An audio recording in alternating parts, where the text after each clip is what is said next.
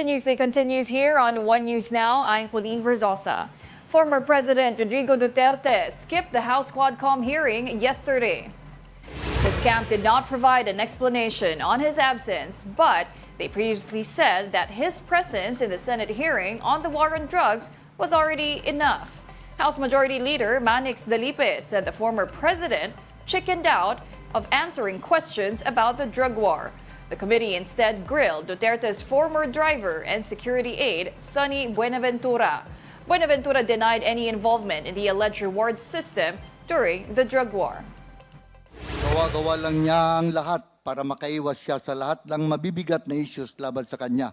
Colonel Garma should not accuse anybody to save herself.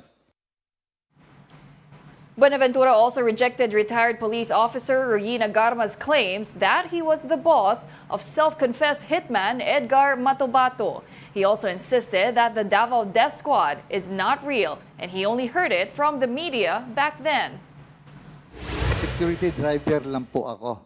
Pero Security driver. would you confirm na kayo po ay kilala ni Edgar Matobato bilang isa sa mga tao Isang ni Mayor pulis po, Duterte? isang pulis. Yan ang call sign niya sa radio. Sa amin yun. Everybody in DDS call Mayor Duterte as Superman. Sino pong DDS, ma'am? Vice President Sara Duterte was still a no-show in the House hearings. House lawmakers are looking into her office's anomalous use of funds. Other OVP officials who may have been involved are also not showing up. Representative Chua told Storycon that they have enough grounds to file an impeachment case against Duterte. Betrayal public trust, one. Number two, graft and corruption. Number three, bribery. Congressman Zia Alonto Adyong pointed out discrepancies in the Office of the Vice President and Department of Education's fund receipts. He also noted that some attached receipts contained laughable names. Here's an excerpt from his interview on The Big Story. Actually, Congressman Rog Gutierrez who discovered there seems to be discrepancies in the receipts, no? And one of the receipts happened to bear the name of Mary Grace Piatos, which when we ask about COA, they simply could not validate and could not simply give us the accurate answer as to how they go about with this 158 receipts. And it's still an ongoing discussion. I believe there are questions and there are documents that were also requested from COA for us to verify really what are these receipts. And unfortunately, only COA can provide us the information because supposedly those accountable officers from the Department of Education, there were 7 of them who were supposed to attend the hearing and who are actually the very individuals who may have direct knowledge on how this utilization of the confidential funds is being utilized and how they prepare, in terms of the utilization report, happen to be, continues to refuse attending the committee. And so we are always somehow hitting roadblocks, that's the problem. That's actually the biggest challenge that the Committee on Good Government is facing right now. We couldn't get an actual information as to how these funds are being handled, how these funds are being utilized, how these funds are being released, and how the Department of Education, came out with the report, with all of these attached receipts that they have submitted to COA, and we were able to gather all these receipts, and yun nga, we found out that it's kind of, some of the receipts have names which are quite laughable, just to say the least. Now for the latest on the weather, Marce further weakens as it accelerates westward over the West Philippine Sea. The typhoon was last spotted some 100 kilometers west-northwest of Lawag City, Ilocos Norte. It still packs maximum winds of 150 kilometers per hour and gustiness of up to 205 kph.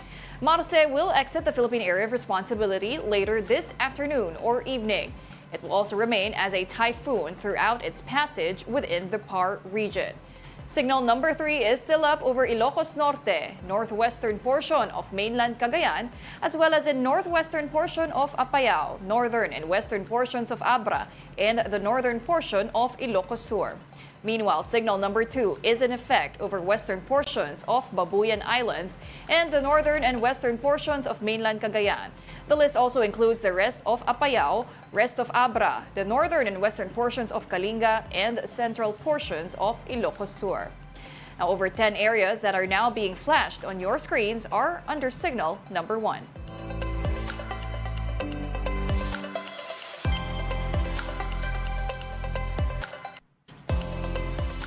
Now, in other news, Senator Gatchalian refused to confirm reports of his family's link to the controversial SUV that illegally entered the EDSA busway.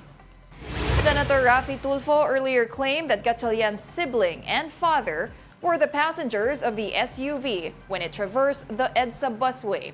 It was also revealed through documents from the Securities and Exchange Commission that the SUV with a fake protocol plate 7 is owned by Orient Pacific Corporation. One of the company's officers is Gatchalian's brother, Kenneth. But the senator said he will let the Land Transportation Office investigate this incident. Iwan na lang natin sa LTO kung ano yung kanilang desisyon at ano yung kanilang gagawin. Opo. Pero is it sa kapatid niyo po ba yun or sa brother niyo yung sasakyan, sir? Andun na sa LTO yung mga documents, no? So, iwan na lang natin sa LTO. I think that's, and meron na rin, sa pagkaalam ko hapon sa news, nag-i-investigate na rin sila. So, I think iwan na lang natin to. Posible po kayang sa inyo yung plate, pero nagamit lang po ng kapatid niyo. Iwan na lang natin sa LTO, guys. Andun na sa LTO. Andun na siya, kaya mahirap naman mag-comment habang nag-iimbestiga sila. And the LTO naman ay on top of this situation. Now, the Transportation Department is considering reducing the number of protocol plates being issued to government officials. This after authorities discovered that the viral SUV that illegally entered the EDSA busway has a fake protocol plate 7. Transportation Secretary Jaime Bautista said this proposal aims to ensure that only one vehicle can use the protocol plate. Currently, the Land Transportation Office issues a protocol plate based on filed requests from government officials.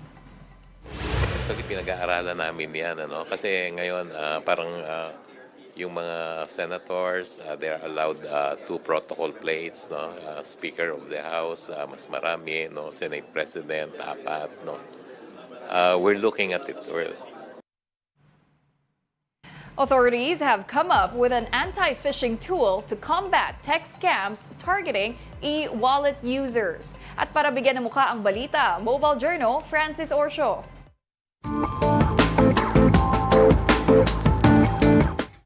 Minsan ka na bang nakatanggap ng text message na parang legit na mula sa bangko? Dumarami ang nabibiktima ng ganyang pambubudol. Bagay na tinututukan na raw ngayon ng gobyerno at mga eksperto. Hassle-free para sa marami ang paggamit ng digital banking sa iba't ibang transaksyon online. Pero sinasamantala rin ito ng mga scammer. Ang isang user nga na ito ng online banking na Maya, na-scam at nawalan umano ng tumataginting na 400,000 pesos. Ang siste, nakatanggap siya ng text message na mukhang galing sa Maya. Kalakip niyan ang link na kanya raw klinik. Yun pala ay dumiretso ito sa website ng mga hacker. Nagagawa nila gamit ang illegal na cell towers na ginagaya ang pangalan ng mga lehitimong kumpanya. Ang tawag dyan, phishing, at layo niyang nakawin ang data ng users. Giit naman ng Maya, hindi sila kailanman nagpapadala ng text messages na may link.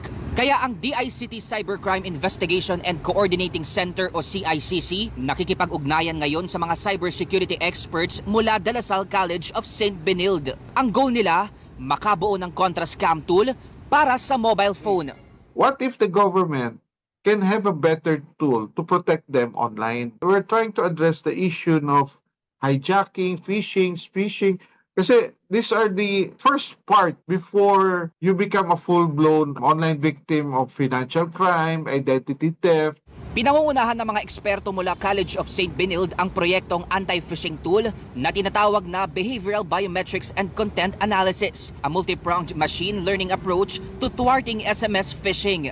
Pinondohan ang research and development ng proyekto ng 15 milyong piso ng DOST. Layunin daw nito na makabuo ng machine na pwedeng magamit ng mga telecommunication companies para mabilis nang mabisto kung ang natanggap bang text message ay peke at ang goal ay para lang makapang-scam. Our intention is to create the engine. Kasi the individual tools on the user side, ang pwedeng mangyari is nag-a-alert na lang siya. Pwede namin ilagay yan sa with Globe or Smart, no? We can partner with them and then put this tool on all users para maawa-warn ka agad, no? Pagkakataon na rin daw ito para magkaroon ng sariling teknolohiya ang bansa na makakatulong sa cybersecurity. Karaniwan daw kasi ng ginagamit ng gobyerno, binibili pa ang cybersecurity tool abroad. So ang maganda dyan is a country-level solution. Hindi siya yung bibilhin mo pa. No? Gagawin natin to para sa bansa at pag na-implement to, lahat ng tao na nandito sa Pilipinas, kahit may mga foreigner gumamit ng SMS dito, we will be able to protect everyone. Nilalagari na ng DICT na matapos ang proyektong ito. Posible raw kasi na dumami pa ang mga scammers lalo na sa panahon ng pangangampanya. Mobile journalist Francis Orso po, hatid ang mukha ng balita. And those are the top stories of the hour this Friday. I'm Pauline Verzosa. We are One News.